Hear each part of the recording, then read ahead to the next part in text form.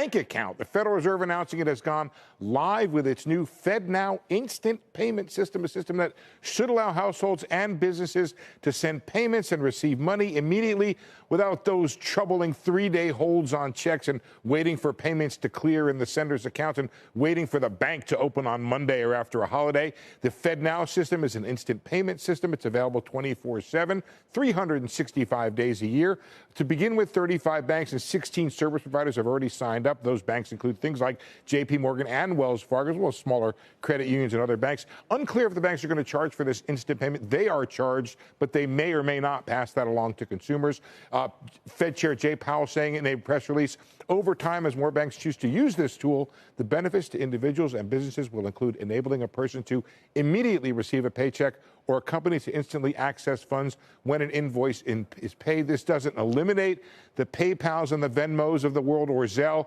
Theoretically, they could use the FedNow system, which is a bank-to-bank system, to send payments, but it's unclear, guys, if those services now face a new challenge from banks of all sizes that can offer similar services. Sarah? But bottom line, faster payments, good for consumer, right, Steve? I think so, Sarah. That's exactly right. I think you get there and you don't have those holds on the checks. Look, if you have money in your account and you send money to somebody else with an account, obviously they can take that money out, but there's actually a hold on that account. It's really for people who don't have that money on account. Say a small business guy who's doing a big project, gets a payment, has to wait till that payment clears. It could really help them out. Bitcoin's got its own story. I think, listen, this normalization of 5% budget deficits, right? Trump started it. Biden's continued it, right? Governments love to spend money. You know, in the long run, someone's got to pay for that. And that's why Bitcoin, literally Bitcoin, gold, silver, I put them all in the same bucket. Silver and gold trade great.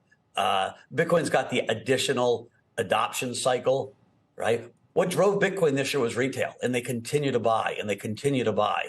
And now we've got an ETF on the way.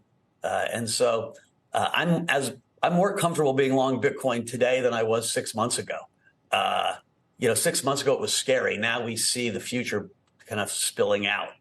And you know, big name people want these ETFs, but then you have Gensler and the SEC on the other side. Is Gensler, do you think he's just anti-crypto or anti-exchanges that sort of work unregulated? Because that's the key difference. Do you think he'd like to take Bitcoin off the table as a financial asset, or does he just want to regulate the way that it's traded? I think if like this Ripple lawsuit taught us anything, right? Gary has been saying, come in, the rules are clear. The rules are absolutely not clear. The judge just basically said to the SEC, you're wrong. And so, you know, Richie Torres, the congressman from the Bronx, put a beautiful letter out to the SEC, to Gensler, saying, guys, it's time to come to the table for the White House, for the SEC, for Democrats to sit down with the Republicans and give us some damn legislation so we can get on with life. I don't think Gary inherently hates Bitcoin or hates crypto. He did see an industry rife with a lot of fraud. I do think Elizabeth Warren and the progressive side, for reasons I can't understand, have been anti-crypto. And I think any central bank governor gets nervous about something. You know, Larry Fink went on TV and said, this is going to be the first global currency. Well, Janet Yellen thinks, and that's her job, right, to defend the dollar as a global currency. And so there is a tension. I like to think of Bitcoin as digital gold, a store of value. And that keeps the tempers or the nerves of central bankers down a little bit. When you start talking currency, they get nervous. But there's that tension there. But I think, listen, the cat's out of the bag. Bitcoin's not going away. Like, you threw everything you could at it, and it's up 80% on the year with interest rates higher. And so the adoption cycle continues. Big ideas are almost impossible to kill, and this is a really big idea. You know, we held on. Listen, I'm in it so deep, I'm in it. And because of my vantage point, I see the commitment of the people that work at our firm. I see the commitment of the people in this industry. You know, we prepared for a longer winter than we're hoping we're going to get. Listen, we're certainly not out of the woods in general in the overall industry. but it feels a whole lot better. And so, we added risk. We bought a giant mining facility in Texas, literally close to the lows. We bought GK8, a big security company out of Israel, close to the lows. And so we were deploying capital at the end of last year. Hopefully that turns out to be great investments. Welcome to the Crypto Teacher. And I come back with that video just to make you think. Don't forget to like and subscribe to the channel. And guys, remember, your life is an illusion and TV is your reality. We just had a 1933 Fed moment, and we know the sheep have no clue. Go ask the average person what Fednow is, and they won't be able to answer you. And guys, Fednow launches on the same day we first landed on the moon. Well, at least we fake landed on the moon. And also the first assassination attempt on Adolf Hitler. And guys, we know these dates are selected. And guys, we know Fednow is so important because Fednow is just the foundation. It's just like stablecoins. Stablecoins are the foundation of DeFi. The reason why I say foundation, because remember, Fednow has the ability to integrate all these other projects. So the interoperability of Fednow is what we don't see right now, but they're going to integrate this global system into one. Remember, they're going to have one main brain. Now, guys, we have Mike Novogratz on CNBC, and we know he's not going to give us the whole truth. He's a Goldman Sachs guy. So you're only going to get half the truth. But he talks about all the money printing that happened during the C word, but he doesn't tell us why they did it. And we know why. For the fourth industrial revolution, where the robots, algorithms, and drones take the economy over, pay each other with crypto, and the sheep go inside the metaverse. And that's why he talked about the power of AI. Now, he did tell the truth about the experiment about giving out money. UBI, Universal Basic Income. And we know they did that test for a reason, because once they turn on this digital transformation, they'll be able to airdrop free money. It's going to be programmable, being able to tell you what, where, when, and how to buy, and you have 3 to 6 months to spend it or poof, it's gone. And we know blockchain gives the NWO the all-seeing eye. And when we look at Bitcoin, guys, we know the Fed has their hands all over Bitcoin. And when we look at protocols like Xrp and Xlm, we know it's going to change the banking system forever. Real-time settlement right along with Fednow. So there will be no need for all of these banks. And then on top of it, we have Chainlink bringing all these blockchains together to give the NWO global control over the money system. And remember, the crypto teacher told you, because he knows. When it comes to the New World Order, it's all planned out. You have a wonderful day. Hey, Michael, I'm sure since so many folks in crypto land were following this decision related to Ripple, I wanted to get your thoughts and comments on it, and whether you think it has any demonstrable impact in terms of how the SEC and how Congress and how others think about these things. It has to force the Democrats, the White House, and Gensler to the table to start negotiating fair rules. Like it was just. But was this a win? I mean, maybe we should explain for the audience, and maybe Michael, you'd probably do a better job than I can, what the decision was, because some people looked at that decision as a win for Ripple, and others said actually maybe it wasn't. No, it was a big, big win for Ripple, and it was a big, big win for the crypto community. Like, let's not let Gary Gensler put lipstick on a pig. They lost, and they know it. And at best, the judge said, okay, now you're going to, if the SEC wants to litigate, you're going to have to litigate every token separately and every use of that token separately. And so the current status quo isn't going to work for the SEC. Listen, they could appeal. Appeals take a long time. We can stay in court for years.